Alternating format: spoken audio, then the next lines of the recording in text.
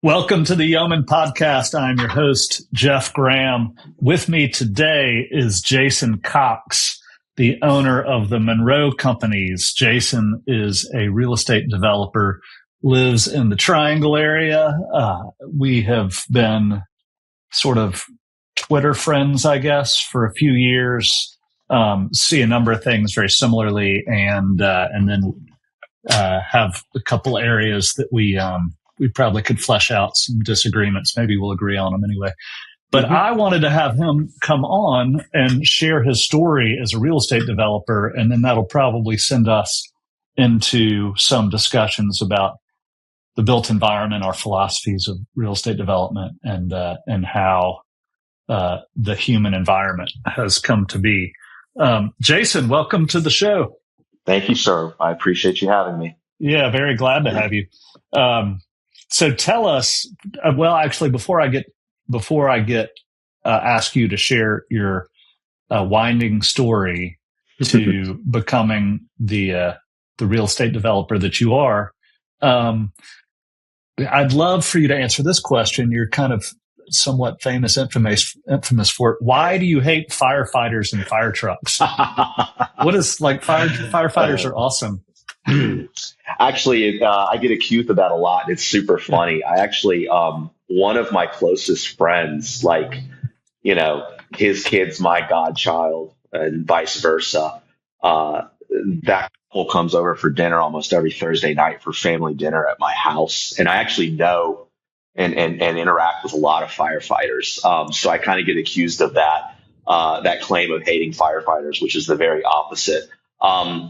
What I would say is I see a lot of opportunities where we could make both the public's environment and safety better and make American firefighters better and safer at their job.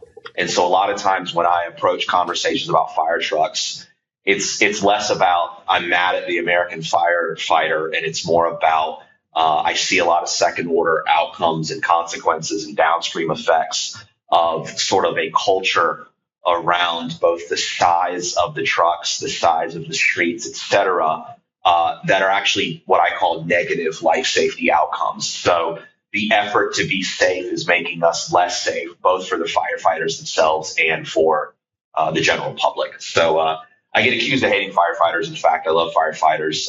The tough thing for firefighters is the reality that the vast majority of their job is no longer firefighting. It's EMS services, quite bluntly. Yeah. Somewhere around 85% of the typical fire department or fire station calls are EMS related, whether medical or accidents that involve medical, et cetera. Structured fires are now somewhere around 1.2% of all fire calls. And there's an asterisk there. The fire departments, the fire service is not good at data collection. And so that 1.2% can include walking in with an extinguisher and blowing out a smoke fire in a chimney. And that is a structured fire categorically in many departments. Or even coming to it and they're clearing the house of smoke from a fire that had already been put out before they arrived, right? So even that number is not accurate. But the reality is to take the even-handed approach. We'll probably talk more about this, but the even-handed approach for firefighters that I try to adopt is they're being asked to be an all hazards department. And that is the route we chose, for better or worse. We created more and more fire stations, more and more firefighters, more and more fire trucks to address fires, even as the number of fires dropped by roughly 50%. So the fire numbers dropped 50%. The number of firefighters increased 50%. And what we did is we filled it in with them becoming an all hazards department that is really an EMS department with what I call a science island of firefighting. And so it puts the firefighters themselves in a tough position at times because they identify and they view themselves as firefighters, understandably, but the vast majority of their job has nothing to do with fighting fires. And so it sort of creates some, let's say, negative incentives in the way equipment resources are approached and how apparatus design is approached, and therefore the streets that they drive on. And we're so far down that road that people are like, well, why don't we just have way less firefighters and just way more EMS? And quite bluntly, you could do that, but I don't think that that's politically tenable for a million reasons. And so where I focus more on is the fire service is now an all hazard service, and the equipment and the resources and the approach needs to match what they're doing in 2026 and not what they were doing in 1966, because the classic running joke in the fire service is 200 years of tradition, unchanged. Firefighters need change. And so there's just sort of a very difficult discussion about how they interact explicitly with urban environments and how they impact the safety and livability of urban environments. Because, we're not talking about rural fire departments here. We're talking about urban fire departments, career fire departments that are well funded. They would argue differently at times, but in general, have large budgets, have large staffs, but they're still operating as if they're a fire department from 1966. And that is resulting in driving ladder trucks to cardiac arrest homes. And that is not a good resource allocation. It's not good for the general public. And it's really, really bad for safety when you realize how downstream of that, the requirements around apparatus design dictates our street design, which dictates our city design. Yeah. So you obviously know an enormous amount about this, and it's a weird topic to know so much about. So how did, it was way more than me, but it was when I began stepping into this profession, I was just astonished at how much influence the fire department had on the design of our roads and zoning processes and the shape of the built environment. I had just come back before I started my kind of first my second professional job in real estate. I'd just come back from a couple weeks kind of backpacking with a couple buddies around, or, going from hostel to hostel with a couple buddies around Italy, and recall being on the island of Capri and seeing these tiny little narrow fire trucks, like super narrow fire trucks, and like the width of a golf cart. And the buses too were similar. They were really narrow buses that only had seats on one side. And I was like, oh, that's fascinating. Here they design their trucks to fit their built environment. It's the opposite. In the US, we design our built environment to fit our trucks. And anyway, so I came back and sort of dove immediately into a rezoning process around that, and which required an enormous amount of time with our fire chief, who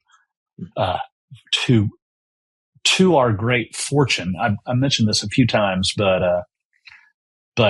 a great many developers have their ambitions thwarted by overzealous fire chief who's not going to accommodate shorter turning radiuses or narrow rights of ways and so forth. And our fire chief at the time was just totally on board. It was this little moment it was a gift that could have absolutely squirreled our ambitions. But that's not the case for most real estate developers. When they go in, they end up having these battles. Like, who radicalized you? So I was radicalized simultaneously. My wife and I spend the month of September in Europe every year for our anniversary. And so, I kind of immerse myself in various parts of Europe for a relatively extended period, usually about 5 weeks. And so I got to see the counter, right? To your point about going to Capri. I got to see that these beautiful places function well. They're safe. All the data also shows that, it's not a situation where, in return for these trade-offs, way more people are dying in fires. It's simply not true. If anything, the opposite. And we could get into part of why that is, even around the sort of anti-urban attitude of a lot of American firefighters or fire chiefs and IAF and so forth. But basically what radicalized me was the sort of juxtaposition of seeing in practice that these cities work perfectly fine and safely and are more enjoyable. And there's no trade-offs negative on the fire side, but there are huge benefits on the the street safety side, and even on the, the sort of squishy livability aspect of things. And then simultaneously, I came back from, I think it was the second trip like that. And I was going through a site plan for a really small infill project. I mean, we're talking 28 units, I want to say at the time. And it was split between like a variety of like a pair of sort of Chicago 6-flat type buildings with a couple of like 9-unit sort of faux Victorian apartment buildings, because this was infill in an area where they were going to be very sensitive to the form. If the form didn't fit, then the density was going to likely kill it, but the form would absolutely kill it. So it couldn't look like an apartment building. So it became this beautiful little infill that I spent a year on easily before I even got to the point of like a first rezoning. And what happened was, as I went through the process, I sort of realized like every iteration of the site planning process and code review with the city, but especially with the fire department, was just, it was taking away space for housing. It was taking away space. It was taking away green space. It was taking away like enjoyable, livable spaces for people around the convenience of an oversized truck. And like there was a breaking point where I was reminded that the height limit for the project was 35 feet. And the ostensible reason for the height limit is you do not need a ladder truck if it is 3 stories or less. It could be a ground ladder approach. But then I was told 2 iterations later that the entire project on the inside, not the outside from the street, not from the public street, but from the parking area and whatnot, had to accommodate the turnaround and dimensions and a fire lane access for what was like a 56-foot long ladder truck. So let me just to summarize my understanding of what you're saying right there. You, and this is familiar to me at least, you were disallowed from building taller, call it 4 or 5 story buildings, or like the traditional Rome 6-story beautiful thing that's been around for as long as people have been building cities. You were disallowed from doing that because a regular ladder couldn't reach that high. And so this is in an urban infill location, like presumably one that would naturally be dense. And you were also required to accommodate a ladder truck that could reach, probably 8 stories or more or something like that. That is correct. Yes. Yeah. And then the site planning of just realizing how much space was taken away. And then that sent me down a rabbit hole. I don't know if this is similar in you, but like I just started going like, why? And again, it combined with these trips to Europe. I started just asking, why can't we do these things that so many people say we want? I mean, even people who wouldn't self-describe themselves as an urbanist, most of, I think, the people that I interact with, they complain about what the modern built environment looks like. They complain about modern buildings. They complain about a lot of things, but then they turn around and they don't understand how we have disallowed or made illegal either by actual code and ordinance or by practice, right? The classic fire chief exercising their life safety opinion that may not even be in the code. Think about your fire chief in your example. They're exercising discretion as the code official.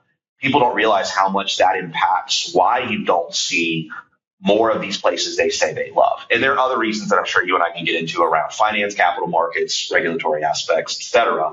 But at the ground level, the way I sort of think about cities is, zoning is the building block of our cities, right? These individual parcels. And the zoning ordinances and the building code and the fire code, they govern what can be built, they govern its form and how it can function. And I think most people really sort of underrate that third part about how it impacts function, right? How they interact and live within it.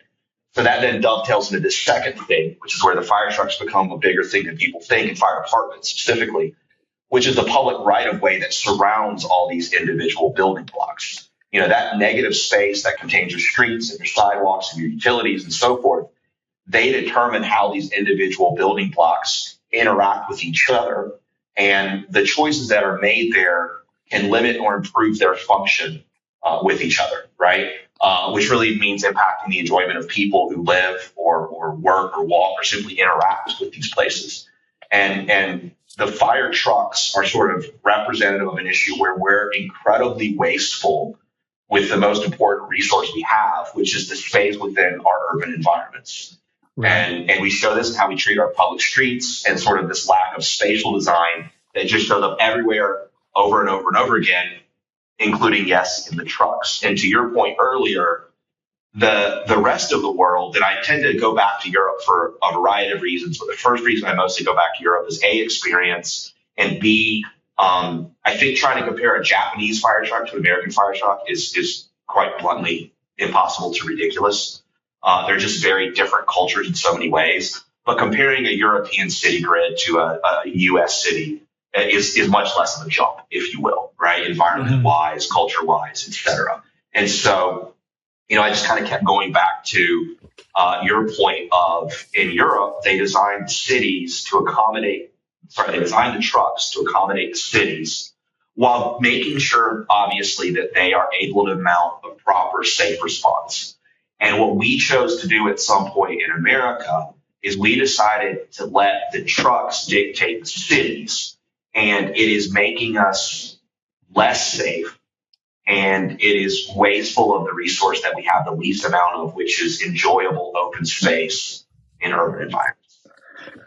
Well, I mean, to be fair, and to kind of make an argument for the other side, these trucks are really expensive and they're really big, and fire truck manufacturers and salespeople have children they need to feed. This is so we're getting into the PE monopoly component of American fire trucks. Before we do, I want to come back to you specifically and your journey to where you are, because real estate developers, so many of them have just fascinating backstories that are worth hearing, because people are kind of curious about, like, how might I become a real estate developer? What does one do? And they're fun stories to hear. So I want to get into that. But the brief, so we'll depart from fire trucks for the moment. But the thing that I hope listeners will take from that is just when they're walking around and they're looking at their built environment and they're just like, God, why are developers built like, this could obviously be much more beautiful. What are these stupid developers doing? Like, developers want it to be great. They really do. And this is just one of these unseen, the influence of accommodating fire safety equipment is one of these zillions of little unseen forces, that one being a significant one that affects things that people never think about. And the analogy I try to point people to is food. I'm like, can you imagine the quality of your food if every chef, cook even, had to go through a similar process for creating a meal? It would be it not only would food cost 10 times as much, or to have a meal would cost 10 times as much, but the quality would be terrible. It would just be absolutely terrible. And maybe that effort to regulate meal preparation would be done out of a sense of eliminating any risk to anything but at the end of the day, it's not going to do that, and everybody's meals will be terrible. And we're kind of in that world now with real estate development. Yep. Fortunately, though, we have a bunch of really crazy real estate developers, I think more and more, doing the kind of the quixotic battle to build beautiful places, you among them. So can you share your journey? Like, how did you get into this crazy business? So how I got into this crazy business, I operated a series of companies around real estate for a number of years, but it was exclusively around what's called bank-owned REO, which is what most people call bank-owned foreclosures. So grew a series of businesses out of that sort of vertical or that industry, found some success. Obviously, 2008 was what it was, the GFC and so forth. And, we grew and we did well. but I tell people the business did well and I increasingly did poorly on the personal side. It became an incredibly zero-sum, unpleasant, lucrative lifestyle is how I term it. And I came home one night from a long, unpleasant day, and my wife was already in bed, and she rolled over and she looked at me and she said, "You're becoming a miserable person to live with. You need to do something different with your life." Wow. So that was a solid wake up call. My wife is first gen Dutch American, and so she, she's got the classic Dutch honesty, which I have grown to love and appreciate, but definitely is not every Southerner's default setting. But so that was the wake up call. And so over a period of about 18 months, sold off the portions of the companies we could sell, closed the ones we couldn't, and I sort of wound up with this beautiful 3-story building in a small downtown in central North Carolina that I did not sell. It was where all of our people had been, but it was not part of any of the asset sales or business sales. And so I had this corner office overlooking this sort of classic small southern downtown with the Lancaster Square roundabout, with the old courthouse in the middle. And I just kind of decided I was going to reacquaint myself with my place. My wife had given me a 1-year moratorium where I was told that I was not allowed to open any new businesses. So I had, time on my hands. And I literally would just start walking around this downtown and ask complete random strangers on the street. One of the questions I would ask, I'd ask them a lot of questions, but one question I would ask them is, what do you think the average age of the citizen of this town is? And I would be told between 55 and 65. At the time, the average age of the citizen in that town was 38.3. And so it was like, kind of the way my brain works. I tend to really focus on patterns, but especially where perception and reality are very different. So that piqued my interest. And so I started sort of self-educating around downtown revitalization. And I started asking smarter people than me a lot of questions about downtown revitalization and what the sort of pieces are and so forth. And there was this great woman that I met early on from a state organization, like I think it was the State Main Street Program. And she said every town, every neighborhood's like revitalization story starts with one of the 3 B's, which is beans, as in coffee, beer, and bakery. And I like to keep things simple. And so like that was really easy to understand, right? Like, okay, one of the 3 B's gets it started. And so it just so happened a few years prior, I had formed a partnership with a restaurant guy, and we owned a few restaurants, not in our local market, but down on the coast. And basically, I asked him, I said, "Do you want to start this weird creperie coffee shop downtown?" And he basically looked at me like I was insane and said, "That's the stupidest idea I've ever heard. This is a town at that time of like 17,000 people, of which 16,000 have probably never had a crepe. What are you thinking?" Which was all a valid criticism. And so what wound up happening is a few months later, he went to Europe with his eldest child, with his daughter, on a class trip. And he's a classic kitchen guy. And from the time of our first conversation to that trip that he went on, I decided to focus on the revitalization piece from the development side. I grew up, my father was a general contractor, but I never became one myself. My mom was a real estate broker, where I was never going to be that. And so, man makes plans and God laughs. Guess what? I'm now both a developer and a real estate broker, or was.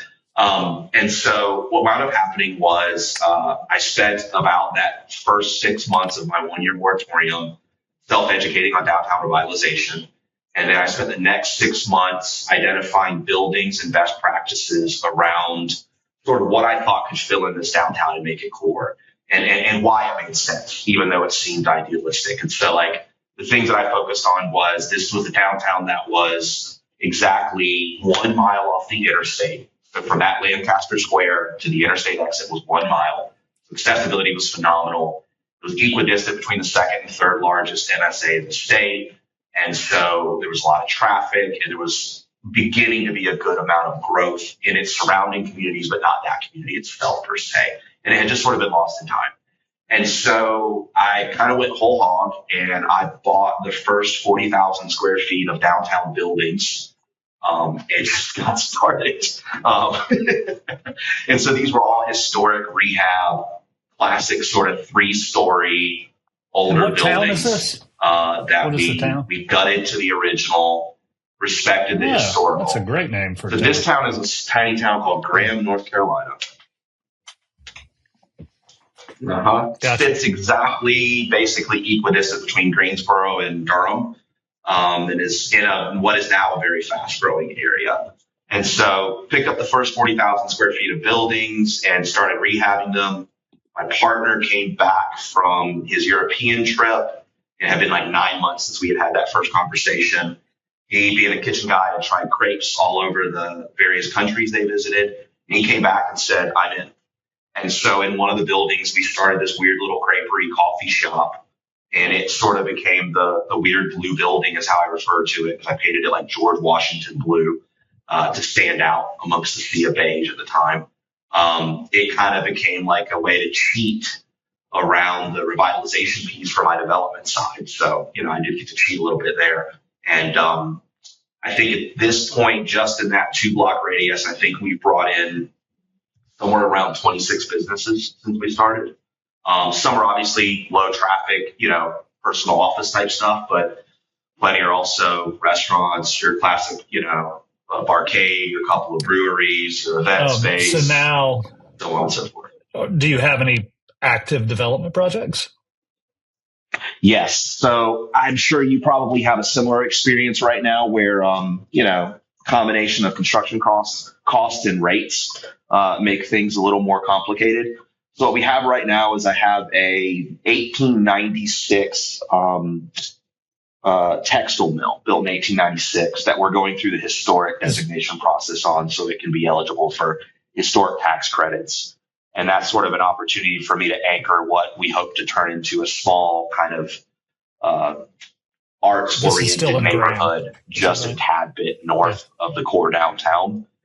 And then this is still in Graham, and then I have a infill project now of 38 units that we've gone through a second round of rezonings on. We've had to shift from purely rentals to a combination of rentals and for sale to kind of try to make the pro formas work quite openly. And so we're working on that, and that's where I find my sweet spot is small infill that is really form specific. I think as much as developers will complain about the process of public input, and I am one of the first to do so, I think there is something to be said for being respectful about the forms you propose. If you want people to already accept higher density, I think you've got to give them a form that's less scary. And so my focus right now is heavily on, I can put 32 units in an acre or an acre and a half without it being a monolithic building. But back to some of our earlier conversations, I need the city to be accommodating so that we can build a really beautiful, thoughtful project that meets the density that it has to, meets the form that they want, but maybe doesn't also include a 75-foot hammerhead inside that acre. Well, so is everything in Graham? I have 3 others that I have JVs on other markets right now, but they're at sort of a stage where I'm not going to name where they are. This is how I'll leave that. Well, it sounds, I need to come up and visit. It sounds like Central. I need to come visit. It sounds like you're having a big impact on your little town. We're having fun in a little downtown, and actually, it's been enjoyable too because it's you change not just the direction of a place, you change the perception of a place. And so one of the things we did early on is, and I think more developers should think about this, especially if they're talking about downtown, get involved in the art scene, get involved in things that are optimistic, because so much about development, unfortunately, is very negative because most people are complaining about everything you're doing the entire time. And every time you go to a public meeting, you get called some variety of names. And so it can be very negative and zero sum. And so one of the things that we've been very cognizant on is, putting up murals and funding art projects alongside my buildings and alongside other things. I stood up a small nonprofit focused on arts as part of the downtown revitalization. You sound to me like you have a really high effective. It was like EQ, but not emotional, but in an effective thing. Like you can do a lot of things. It's very easy for me to start things, but it's really hard for me to finish them. I don't. Oh, well, for every one of the examples I gave, there's 17 ideas that are still sitting there Right. undeveloped. So Right. don't worry. Don't worry. So you have previously described yourself to me as a rural urbanist. And yes, sir. And can I have you elaborate on what you mean by that? And maybe include, I know what your sort of, what y'all have going on your small farm there. So if you're comfortable sharing some of that, just give me some context for what you mean by that. So rural urbanist. So roughly 2/3 of my year is on a small working hobby farm that we live on of about 20 acres. And then the other third is pretty much hyper urban areas, very walkable that I enjoy spending time in, both in the U.S. and abroad. Mm-hmm. And I view those two places as the most honest and authentic places in our country, or really any country. And I just find myself drawn to those two places. Unlike some people who would call themselves urbanists, I don't waste time arguing that people shouldn't like different settings. I don't waste time on the suburbs are bad argument. I have thoughts personally, but I'm just not big on dictating other people's lifestyle choices. But I am drawn to those two different things. And the one thing that I do come back to often is a lot of our rural areas are being destroyed because we're unwilling to let cities be cities. Gotcha. And so that's sort of where my line in the sand is. So can you share a bit more about your hobby farm? Sure. So I should start with the fact that it's my wife's farm and I'm just free labor, first and foremost. It's definitely much more hers than mine. So we're sitting at about 40 chickens. We've got, I think now, about 2,000 square feet of greenhouse space. And I think we're probably 3.5 acres of actual plantings at this point. And then we've got some stuff that's just sort of like, it's a garden, but I wouldn't really count it as farming on top of that. And then we also have some acreage that we offer up to a neighbor for beef cattle. And then in classic country fashion, instead of leasing in the space, he uses the space and we get a cow once a year. So that's the setting there. And it's very much a hobby farm. I mean, I think I looked at our last taxes. We haven't finished this year's, but last year's. And I think the farm basically covered our property taxes by the time we counted all of our expenses. Yeah. You know what I mean? But it's fun. And actually, what do you do with all those eggs? We sell some. We give away probably too many, if I'm being honest, amongst family and friends. But we do sell a decent number. We supply some to our restaurants, but as our restaurants have grown, that's sort of pointless once we got past the first one. And then I actually get to cheat a little bit more. My father, I built him an apartment next door on our property, so he gets to play farmhand for my wife most of the week. Well, that's great. Yeah. So you don't have bees? We do not have bees. We have a lot of bat houses. My wife is big into the bat houses, but we've not yet added bees. It's been a topic of discussion. My father's mentioned it a million times. So it's certainly on the horizon, probably. Right now, it appears goats are on the horizon, for better or worse. Excellent. Well, I started beekeeping this year, so that's pretty much all I want to talk about. Well, I might reach out to you after this then on some advice and some warnings. Yeah. So we have kind of harken back to the beginning of this conversation around fire trucks. It's yes. It is to clarify your often misinterpreted view on fire trucks. It is not that you don't like fire trucks. No, they're cool. It's not that you don't like firefighters or fire safety or any of those things. It's that, if I'm describing it correctly, the manner in which and we'll see, how should I say it? It's that we shouldn't design everything around fire trucks or around the largest possible fire trucks. and that has these it causes us to be wasteful, less safe, less beautiful spaces, all those sorts of things. And we could have more beautiful, safer, less wasteful spaces if we weren't designing around fire trucks. And I feel like that fire truck issue, it has parallels in all other parts of the real estate development process. And maybe we go down that path a little bit. I think you had suggested maybe a point of, or something you find me to be a little bit too prickly about, is the role of institutional private equity in real estate development. And I feel similar to you in the way that you may get criticized for being hard on fire trucks. I feel like I'm similarly criticized and maybe misunderstood on my feelings about institutional private equity. Okay. So is it fair to bifurcate? Are there three sort of topics that we want? Like, I think one, if you don't mind, sorry, stepped on my shredder. I think one topic is why the fire trucks and fire departments sort of matter to the average person, and sort of to riff on what you talked about, how fear about fires and fire safety have sort of jumped the shark and are now creating negative outcomes rather than positive outcomes. And then the other is maybe code, not just fire code, but ICC and how code has resulted in that lack of spatial discipline, those negative ROI aspects to not just cost, but to cities and livability.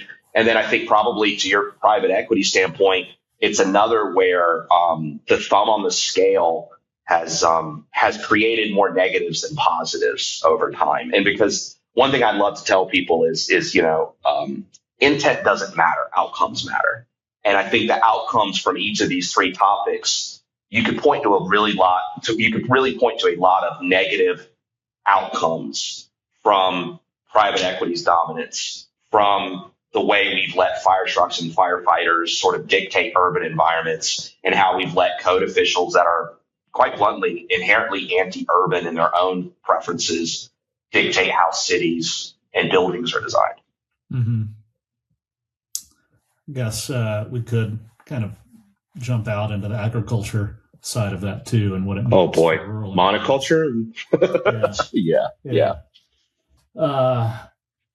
You pick the topic. What is the term for? You may not know, but there's some term for the phrase "a thing is what it does." To your point. Oh, the purpose of a system is what it does. Yes. Yeah. Who said that? Somebody. I don't know, but it's definitely a well-known term. But yeah, the purpose of a system is what it does. Yeah. Well, let's go down the institutional private equity route for a while. I knew that would be your first stick. Yeah. And so my point of view is that I actually really like institutional private equity. I think it has a great role to play. It can be an important thing. I think there's certain types of ventures that need it or something like that in order to be successful. Mm-hmm. I don't think real estate development is one of those things, or at least the degree to which it is active here. And I think there is I think our system has its thumb on the scale, so to speak. Mm-hmm. And that's my argument that I make. And I feel like that gets interpreted as being anti-institutional private equity, because I don't want the rules of the game to favor institutional private equity. What's your reaction to that? Because you're a reasonable and smart person, and I feel like I never get anywhere talking to people about that topic. I would agree. I think, so the thumb on the scale, right? The recurring thing that I see is the system is continually designed and redesigned to supposedly improve regulation. And every time I see a new regulation, it ultimately favors the big over the small. Whether you're talking about big development over small development, whether you're talking about private equity over sort of your small mom and pop, whether you're talking about large companies over small mom and pop businesses. And that's probably where you and I most overlap on this topic is the more regulation I see, the more they put the thumb on the scale in favor of big. And you can even, so private equity came up in a conversation online over this week about 1 in 8 apartment units is owned by private equity. But what's funny is, back to the purpose of assisted, what it does, everything about the capital markets and the building code encourages building 200 and 300 unit multifamily buildings. Yeah, and if you're building 300 unit multifamily buildings, who's funding those? Mm-hmm. It's not local developers. There's I was walking down Highland Avenue. I guess it was maybe North Highland Avenue in Atlanta and Virginia Highland the other day, a few days ago, and had just been bickering with a friend about zoning and, of course, which is what I do like 40% of my life. And I walked by this beautiful, really beautiful, I think it's 28 unit apartment building, condo building now, that was built in 1919 on Highland. And it is just gorgeous. It's very desirable. It's 28 units. It's on a half an acre. Totally gorgeous. And 4 stories. I think it's 4, it might be 3, whatever it is. And I'm like, God, this is like the most desirable place in Atlanta to live for, someone of moderate means. They're 1 and 2 bedroom places. Mm-hmm. This thing is totally illegal. There has not been a 28 unit apartment building built in Atlanta in a long time. Maybe there has, but they're a tiny minority compared to what you just described, the 200 unit private equity owned building right on the Beltline or whatever. And and at the time in 1919, it would just not ever occurred to anyone to build a 200 unit apartment building. It just wouldn't happen. And there was no zoning. There was minimal permitting, building codes, all those sorts of things. I imagine whatever it was largely related to hooking into the city's water and sewer system or complying with insurance requirements for fire safety. But there's very little regulatory burden, but a ton of those buildings built, a ton of those types of complexes built. This is called the Colonnades on Highland, if anybody wants to look it up, but it's pretty cool. And so we're not that way now. And I am not, that 1 in 8 number you just quoted. I don't feel like institutional private equity is responsible for that. I just feel like they're responding to the climate that is presented out there. And the whole commoditization. So there's this amazing paper from the Brookings Institution. And what's funny is, you're going to laugh. The paper is from 2001. Okay. And it's entitled, "Why Do Small Multifamily Properties Bedevil Us?" And 25 years later, everything in that paper is just as true or more so. And it's worse than it was the day they wrote it. Right. Oh, well, we'll link to that.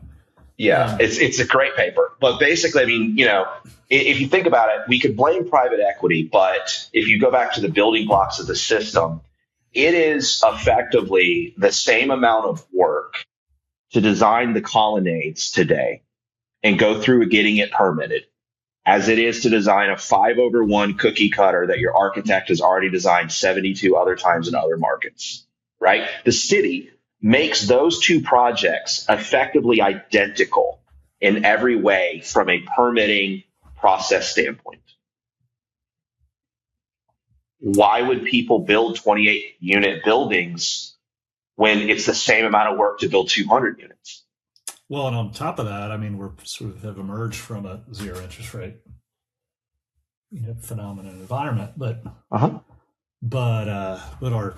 our monetary policy and our banking policy have, over the last century, increasingly tilted in favor of certainly there will always be advantages to scale, and those with access to capital will always have advantages. But from a policy perspective, we have further tilted advantages towards scale with whether it's the banking regulations, Dodd-Frank, sort of in the post-recession or recession period, to inflationary monetary policy, advantaging those with the most access to capital. So it's sort of, it's harder to be a yeoman developer doing small projects now and hold on to the proceeds of that project without financing your deal through institutional private equity. So the incentive there's less and less incentive, or you just have to become crazier and crazier as a real estate developer to do something or just small and boutique. Be ridiculously wealthy, and it's like a vanity project. Like that's the only way that, right? I mean, because the other thing that's a ton of the coolest things being done are being done by people who can afford to have low time preference. But that's a hard way to build pretty cities. It is, yes, yeah. No, it is, and this maybe not speaking to the point we're making, but when we look back at so much of the great, beautiful cities, you look at Florence. Like Florence was essentially a competition between the Medicis and the Pope in Rome. And sometimes, these, I would like to see more of our billionaires saying, hey, I want to make our cities great. I think actually we're seeing that in Atlanta right now. We're seeing some really accomplished entrepreneurs investing heavily in downtown Atlanta. Yes. I know that Patrick Collison, maybe Patrick and his brother at Stripe, they're very interested in the built environment and beauty. Actually kind of encouraged at the direction that young, extremely accomplished entrepreneurs are, how they're beginning to think about our built environment. Maybe we'll see some more Medicis in the very near future. I think we will. Well, and I think my focus on building code is I would like to be able to create a format where more Medicis can be built. Yeah, an encouraging thing to me is the folks I know who are sort of coming into this from technology. Most of these people have made their fortunes in technology. You generally don't have to pull a building permit to build software. I know. And so when someone comes from software and goes into real estate development, it's kind of it's mind blowing to them, the abridgments to their creativity they face through the regulatory process. Mm-hmm. Fortunately, they are less abridged by the financing part of things, given their situation, but they're totally blown away on the regulatory side. Well, I appreciate you letting me raise that topic, because I feel like I don't really make myself clear, and how people respond to me is like, you just, do you hate capitalism? I'm like, what do you mean by capitalism?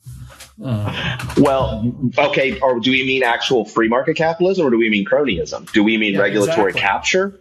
I mean, those are dramatically different conversations to have. And it's funny. I think you probably sit in the same, where I sort of, and I hate to get into tropes, but like your leftist person thinks I'm like this libertarian capitalist. And then a lot of conservatives apparently think I'm like a socialist liberal, because I mostly just look at individual instances and ask, is this fair? And is this like the best way to do it, rather than sort of approaching it from like a ideological perspective per se?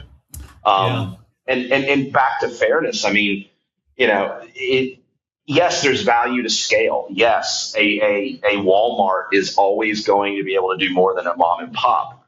But I think the question is, do we design a system that makes it as fair as possible, absent scale being what it is? Or do we continually design a regulatory system that encourages the very things we say we don't want? And when I talk about, you talk about private equity, when I talk about building code, when I talk about all sorts of things, every single aspect of the system puts its thumb on the scale in favor of the big, while everybody online talks about wanting to favor the small. So true. So well said. I kind of in that vein, I want to go back to something you said about being kind of I don't want to put words in your mouth, so correct me about this, about being a bit agnostic about the form of the built environment. I think you said this when you were describing yourself as a rural urbanist. You were like, you just want, how'd you put it? You wanted people to be, people ought to be able to live however they want to live, or how'd you Yeah. I'm not, I mean, everybody says that they value like private property rights and they value this and they value that, right up until the point where like it's their preference. And then everybody sort of develops a bit of an authoritarian streak. And I'm not going to pretend that I'm not, victim to some level of cognitive dissonance and all that. But back to outcomes. If I look back at the built environment, when we had less control, when the zoning and building code was 8 pages and not 800, somehow we seem to have wound up with a lot of really good buildings. And I think what people forget is the regulatory environment we've created sort of does push us to mediocrity, because the vast majority of your multifamily commercial is being designed based on a spreadsheet to satisfy a return based on private equity or some sort of variable of private equity, right? There's no reason to build it nicer because the rents don't justify it. But on the flip side, that happens because there's no competition, because you're not going to get the beautiful 28 unit single stair building that competes with the ugly 5/1 250 unit building in that neighborhood, because the first one can't even legally be built. And if the first one can legally be built, the market's going to respond. And at a certain point, some measure of developers are going to go, the person who built the pretty building over there is doing better than the person who built the ugly building. So I think I'm going to try to build a prettier building now. And we forget, too, that our cities evolved. I mean, I'm not so naive as to think that if you opened up more permissive regime, are ugly buildings going to get built? Yeah, absolutely. Some ugly buildings, by your standards, because they're all subjective, are going to get built. But what's interesting is ugly buildings got built before, and the ones that didn't work got torn down, and better buildings got built in their place. Yeah, absolutely. We killed the iteration. From time to time, they're like, "Oh, is Zion finished yet?" I'm like, "No, never be finished. It's gonna never. I can't remember who said this. I mentioned it before, but I heard at one point that in a healthy city, 10% of it gets redeveloped every year. Shockingly high number, but even if it was a high number, but if it's 3% or 5%, 2% would be changing like 50% of the entire city over under. I mean, it would be significant. Yeah, I suppose that's probably an interesting. I just think the more we put our thumb on the scale and the more we try to fix the problems, the more problems we create. That's really what winds up happening in every instance. It seems that way. Can I ask you something in this vein? Can we segue to data centers? Man, I piss everybody off on both ends of this one. Yeah, sure. Let's talk about it. Okay. So you had some comments, I think, yesterday. Let's see if they're worth quoting as part of a larger discussion. Okay. So, this is an excerpt of one of your comments on this topic, and it was, "We need to learn how to have real conversations about the actual concerns." This is related to data centers, and stop with this Salem witch trial stuff. So, can you elaborate on that, please? Sure. And it probably ties to a lot of my worldview. I say this tongue in cheek, but I often tell people jokingly that I'm becoming incredibly anti-populist. And what I really mean by that is the inability for people to talk about the actual concerns and sort of use straw man problems or quite bluntly fake problems. And so like the origin of that comment was, a congressperson was holding up a glass of dirty water. And they were addressing it as being related to a data center, and which is factually correct. There's a data center being built in the area where this dirty water was reclaimed. But what I was touching on is a building is a building, whether it's holding servers or shelving as a logistics warehouse or walk-in coolers as a cold storage. You and I have both had enough experience in construction especially if it's a large industrial type construction, it is extremely disruptive to the environment. It doesn't matter what goes in the building. That is a fact. There's water runoff. It can disturb wells in the area, especially really old wells, the way that they were designed versus newer ones. It can create sediment in the water, runoff in creeks. All those things are true. The fact that it's a data center has nothing to do with it. And the reason I was talking about the Salem witch trial stuff is, if we're going to have conversations about the impact of things, let's talk about them in an honest way and not pretending that the impact from this building is somehow different from that building because of what's going to go inside of it, right? And there's just sort of a lot of dishonesty I see on the data center side of things, and in a lot of things where people are just trying to find enough sort of crap to throw at the window about other things, and they're using straw man arguments. The funny thing is, like, from a personal standpoint, I'm kind of agnostic on data centers. I think the reality is probably that capital is going to chase this as far as it can chase it, and there's very real possibility of this being a massive bubble. But I think that's true of almost any arguably significant, revolution in our country. I mean, the railroads were a bubble, right? Yeah. And I think a lot of the arguments, the internet was a bubble, cable was a bubble. I mean, they've all been some forms of capital bubbles. So I find myself in a weird spot where I'm not defending data centers or AI. I guess I'm complaining about the fact that we can't have honest conversations about the concerns, and we do a lot of fake arguments that aren't even. And so I guess what I'll leave you with on that is, if somebody tells me a data center is bad because of its water usage, then I need you to also tell me that farming alfalfa in the desert is a bad idea for water usage. Like, let's have some honesty about it. Right. Let's just be honest. But when you pick and choose, it sort of belies that it's not really about the thing. It's about you hating the thing that it's serving. Well, so let me push on that. This is an area I've been chatting with some friends about a lot, and I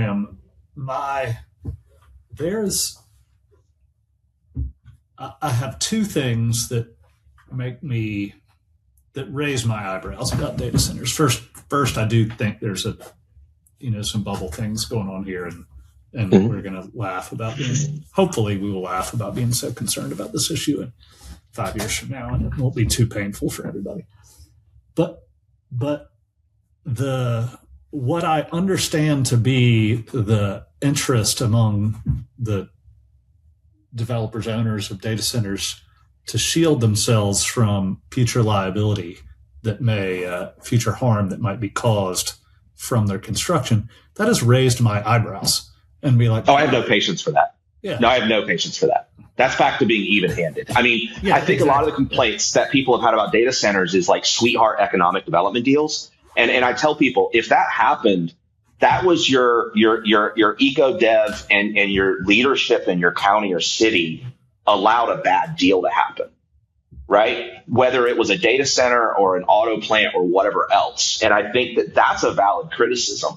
If cities and counties are not protecting their citizens by crafting intelligent agreements, that's absolutely something we should be talking about.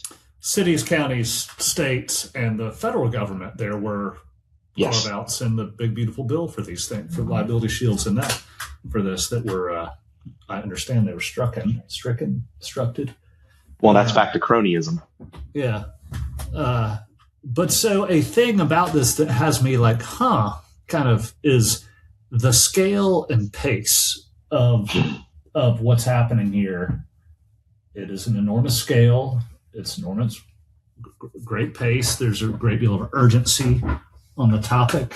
We have, and so I'm wondering how legitimate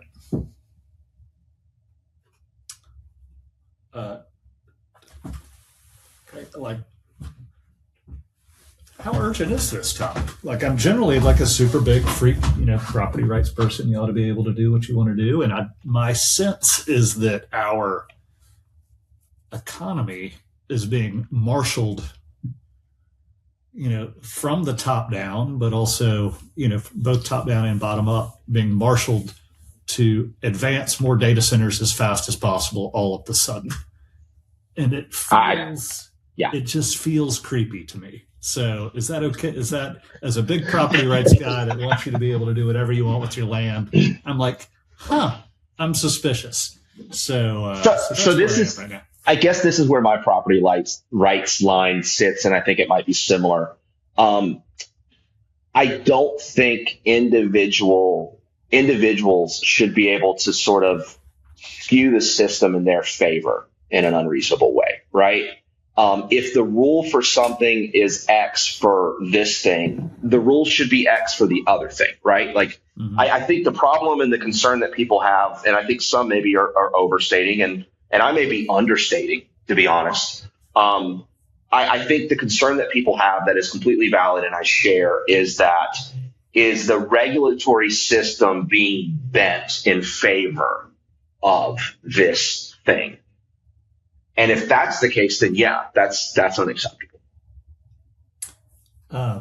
Well, I don't know to the degree that it is. It certainly seems that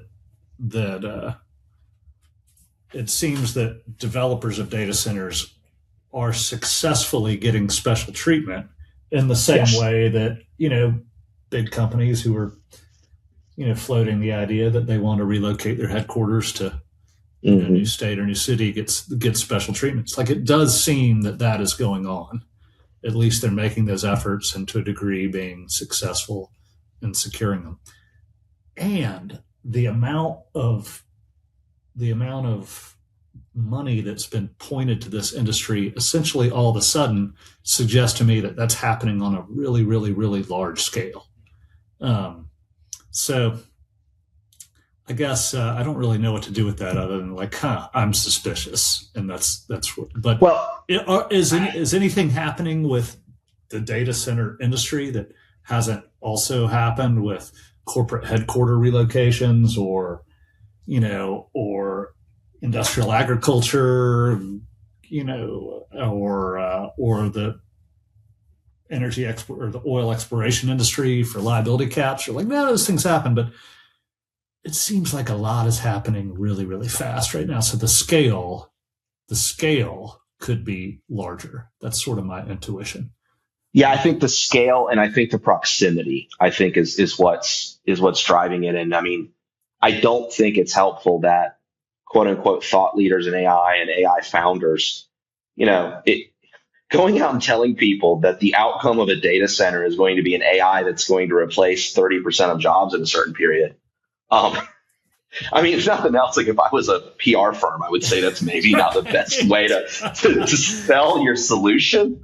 But I also think it's important to remember that, like, throughout human history, there have been people who have overstated the impact both ways. And maybe I'm playing too centrist, sure. But like the Sam Altmans of the world that are like 50% of people aren't going to have a job in 5 years is just, I think, it's laughable. And if I'm wrong, you can laugh at me in 5 years. But the flip side is the people who are like the AI data centers are like the end of humanity is equally kind of hyperbolic and ridiculous. There was this chart that I saw from either like The Economist or Financial Times, something like that. And it was like a chart of some ostensible measure of like human productivity or improvement over time. And it was a blue line going up, in a standard sort of up and down, but generally up and to the right. And then there was a spot in the current moment where it was like a dotted line going up in red that was, AI changes everything. And basically it's like productivity goes to UBI and utopia. And then there's another red line that goes straight down that's like AI causes like the end of humanity. And I'm like, right? You see, and I'm like, but the funny thing is, like, every single time anything has happened, there have been some measure of people that are promising utopia and dystopia. And it always kind of seems like the actual answer is just sort of a general up and to the right. And so I just think sometimes we get like wrapped up into these kind of like religious fervors of a sort that make it hard to have honest conversations like what we're having, because the conversations that people are having, especially online, are really just stand-ins for their beliefs and fears elsewhere. And that was why I used the Salem witch trial thing. Let's talk about the thing you're afraid of instead of pretending that just a physical building is like ending humanity, because I don't think that part's true. Let's talk about what you're afraid of. Well, to the point about what people are afraid of, I'll try to I'll try to articulate what I think that fear is. I think that particularly young people, but maybe everybody in general, has looked at the returns on technological and financial innovation over the last several decades. And their perception is that those returns have not been broadly shared. And I don't think their perception's wrong. I don't either, but that's the perception that we've had an enormous amount of financial engineering, financial innovation over the last several decades, and those returns have not been broadly shared. I'd argue innovations in real estate development patterns have largely not produced great returns for your regular person, or advancements in.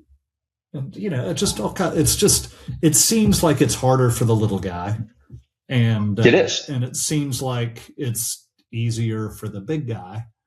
And so, if you're looking at if your speaker at your commencement address for your you're finishing college or whatever it is, and your speaker is telling you, lecturing you a bit on how you need to be excited about AI because obviously it's going to be great for you. Maybe it is, but if it is, that's probably going to be, you have reason to doubt. Like you have reason to doubt the credibility of that person in telling you that. And, well, and especially if so many of the leadership that these kids, and I say kids because of the age I'm at now, but, there's a certain, if the person standing up there is telling you that and your experience over the last 20 years is significantly deviates from that, I think you have every reason to be skeptical of the smart, wealthy person up on the stage. Yeah. Like I can't argue that point. And I think it's worse too. And maybe this is digging into the root issue, and something I complain about a lot lately is there's a sort of a lack of accountability in leadership. It's very hard for me to tell a college student to do the right thing and to be this type of person and to be industrious and to follow the rules if they consistently sort of see that people who do really well in life don't seem to follow the rules. And if we don't shame that and we don't punish that, how can we expect them to not kind of have this, what's quote unquote, get my bag mentality? We cook them in this environment and then we're mad about the outcome. Mm-hmm. Yeah. Well, I guess then I share your take about data centers. And like, you should build them, and if you hurt somebody, that's bad, and we shouldn't subsidize the building of them or give them any special treatment. No, I think the biggest problem that you're touching on that I see from the economic development standpoint is it seems clear that a lot of cities and counties and towns that they've chosen, and I don't think this is accidental, so I get it. If you look, and I'm gonna plug North Carolina, as is my MO. I jokingly call myself a North Carolina nationalist. Yeah, that's right. Yeah, you do. We should talk about that. I think that we have been very fortunate that we've had leadership for over a number of decades that does a generally good job on economic development. I have, like you, personal opinions about incentives and stuff, but I also have the pragmatic realization that they can build it in Georgia, they can build it in North Carolina, they can build it in South Carolina. I'd rather they build it here under fair terms. So I think we have a really good economic development apparatus in North Carolina. And what I've come to learn talking to people in other states is I think maybe my ignorance of other states has caused me to realize that's not true in many places. And so what you're seeing in a lot of these data center situations is they're going to a city or a county that, I hate to say it, has no one else coming to them offering something. And so they're taking what some people would call bad deals, or what maybe is more accurately the only deal that's coming to them. And I think that's a valid criticism and fear. I mean, I've had people reach out to me versus direct message. I've had conversations with people in other states where they're like, well, this is what they offered. And I'm sitting here going, well, that's a ridiculous offer. Like, they shouldn't have done that. That never would have flown here. but that's what your town Is it chose to do. Like the offer would be flat out rejected in the prosperous state of, prosperous region in North Carolina, but in a very poor rural place that's desperate for something, they can take a deal that might not be really good for them. I think that's exceptionally true. Yes, sir. Yeah. I wonder to what degree that is happening. Like, I kind of feel like it probably is happening somewhere. I feel like it happens all the time, independent of data centers. But I wonder what's really going on. It seems to me like so much is happening so fast with this that we don't have a lot of time to sort of zoom out and look at the big picture. Like, oh, what's happening with this? I could be totally wrong about this because I'm obviously not a data center expert. Well, so one thing on that I think is at least worth acknowledging is because we're in like this hyper feedback loop where information gets spread and misinformation gets spread so fast, it's really hard to kind of to determine like what's the true kernel. The funny thing is the developers and the capital and the companies, they are by default incentivized to swear that this is if it's a $800 billion TAM this week, it's $1 trillion in 3 months, and it's $1.4 trillion 6 months later. Like, they are incentivized to sort of overstate the opportunity for the capital aspect, for the investors, for the companies, for the developers themselves that are doing well off of these things. And so they're incentivized to overstate. And then the people who are fearful are using their numbers as quote unquote reality, right? So they're using these numbers as what's happening. And I was literally parsing through the data with somebody the other day. What they're promising to build and what they're permitting are not the same number. Like, you and I know in construction, just because I got it permitted doesn't even mean it's going to get built, in truth. Right. Yeah.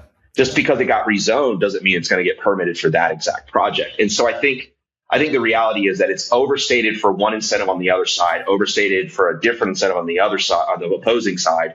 And so I think sometimes we're having a conversation where we're pretending it's like, and I'm making these numbers up, but we're pretending it's $2 trillion in the pipeline, but the pipeline's probably overstated by like 3x. Yeah, right. It is it's murky.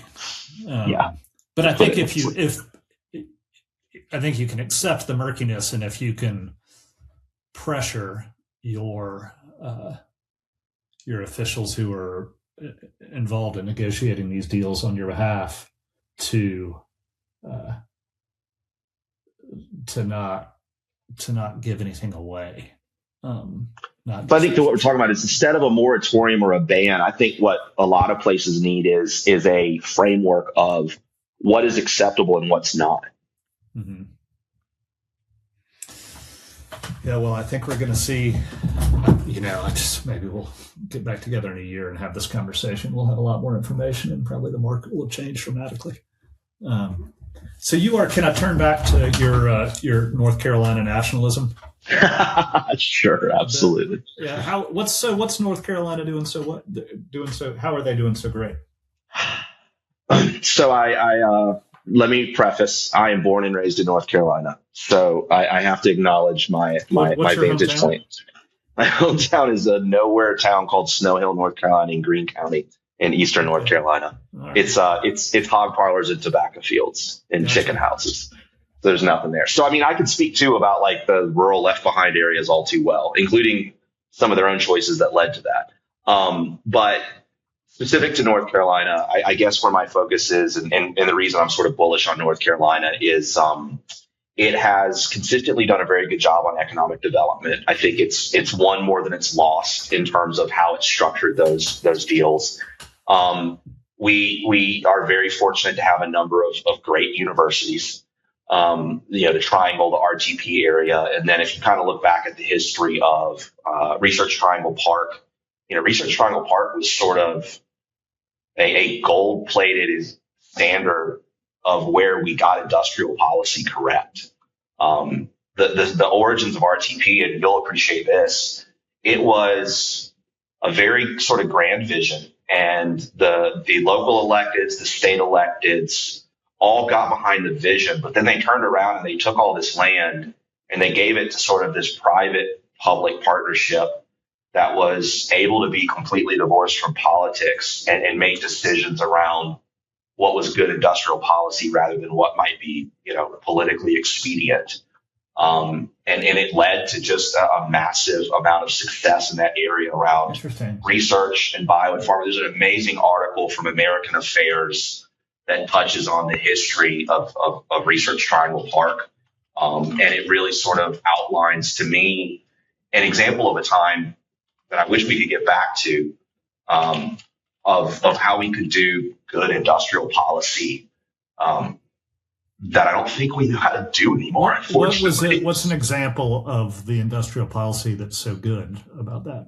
I think it was being very, very clear on the vision and the goals, but not trying to over control the steps. Mm-hmm. The origin of it was sort of given 7,000 acres to this Research Triangle Park organization with a charge to do these things and the infrastructure and whatnot to do them, but without the politicians saying yes or no to each individual thing that happened afterwards. Like right now, it feels like every discussion around industrial policy is really horse trading between political parties. And I don't think that's policy making, that's politics. And even though they start with the same letters, they're dramatically different things.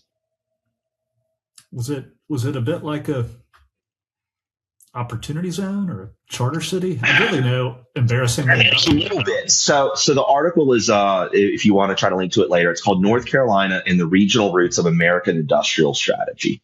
Not the sexiest title.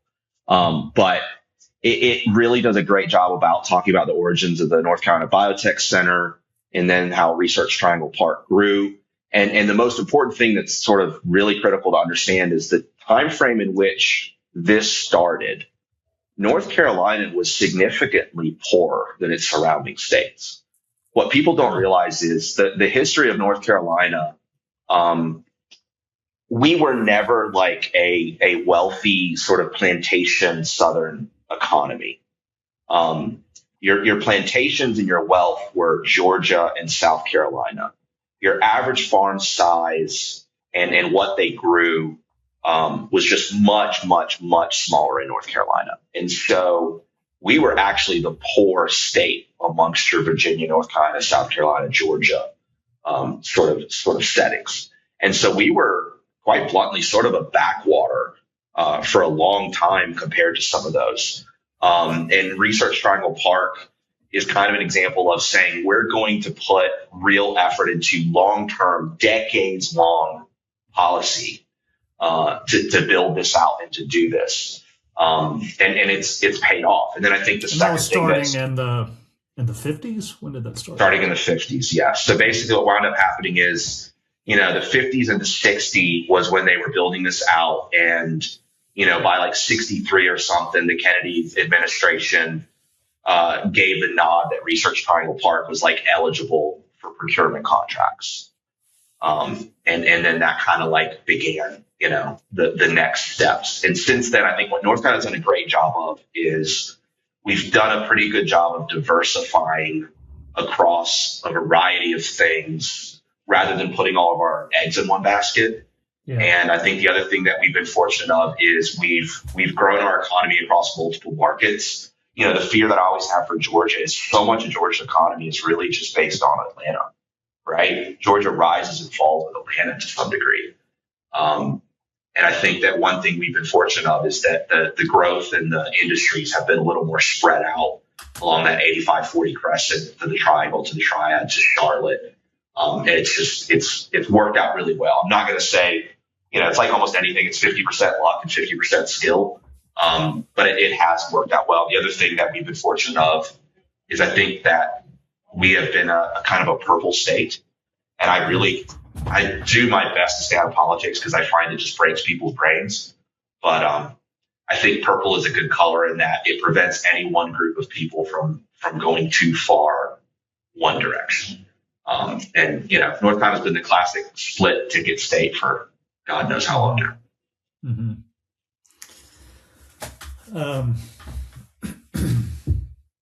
Well, that's interesting. I didn't really know. I mean, we've talked about the RTP has been in my life for a long time, and I have relatives in Raleigh who were a big part of its origin. And it never occurred to me to ask where did that come from? How did it start? Yeah, I mean, North Carolina, the beauty we also have is the university system has been huge for us. So. Was it as strong prior to that period? Like in the No. It was a combination of, and this is a fear I have about our future. You had a group of leaders who decided to be bold, who decided to spend money where it made sense to spend money, and they spent a lot of money in our universities at that time. And I think it's very hard to argue the ROI, and that's a fear I have, is whether we've forgotten the lessons from that and what that looks like in the future. How do you mean? Like, it's do you mean this? Can you clarify? I'm not sure I understand. Are you saying that our leaders have forgotten how to be bold, or that I think there's some of that. I think if they're bold, it's on cultural topics rather than policy making, unfortunately. And I think what we've done is, I think we forgot that, like, even if some of it we may find laughable on the personal level, our economy has benefited dramatically from spending quite a lot of money on research and education. And I don't know that cutting those is necessarily like our solution to continued advancement. Well, I don't know. That could be a whole nother topic. My inclination is that the dollars poured into institutional education today have a negative ROI. The ROI question today, yeah. Not for everyone, and not for every institution, or not for everyone within certain, but overall, that's a negative ROI. And I am guessing it was not that case in 1950. And I would agree. And so there's something about those institutions that have changed, or something about us that has changed. But I'd say it's harder. And maybe I'm naive about the past, but my guess is it's harder to make investments in large institutions today and create broadly shared positive returns for. Well, maybe the problem is, back to our repeating thing, maybe some of the institutions are too large. Yeah. And they're not effective. Well, I certainly think that. Yeah. So it sounds to me like you're advocating for North Carolina's secession. Is that right? No, we're just I make the joke that we're going to take South Carolina and split it up between you guys in Georgia and us in North Carolina, reduce this number of states. Oh man, the South, I know plenty of combine the Dakotas. Who would, that would be they would want to ask, they'd actually step outside over that. Yeah, I get a little tongue in cheek on that, plus South Carolina barbecue versus Eastern Carolina. So, Oh, well, there's an obvious answer there. I'm totally with you on that one. But yeah, so I definitely plug North Carolina more than a little bit online. I won't. Well, it is a great state. I'm actually recording from Western North Carolina right now, and I just absolutely love it here. Well, Jason, I'm grateful to you, Jason Cox, the Monroe Companies, for joining me on this episode of Yeoman. One of my favorite people to follow on Twitter. What's your handle? Is it like? It's at Jason. It's at Jason C_NC, like North Carolina. Yeah, I gotcha there. At Jason C_NC. So, would you like to point folks to any of your work, or? No, I have absolutely nothing to sell and nothing to plug whatsoever. I know. I'd say you're also. You're delightfully hard to find much information about online. I think that's really. Yeah, I'm not much on the self promotion, but yeah. Well, that's true. Well, I will edit out all references to your name and business in here. There we go. Now you're on to it. Jason, thank you very much for joining me. I appreciate your time, Geoff. I appreciate it, and hope you have a good time getting ready for July 1st, man. Yeah, likewise. Or thank you. Yes.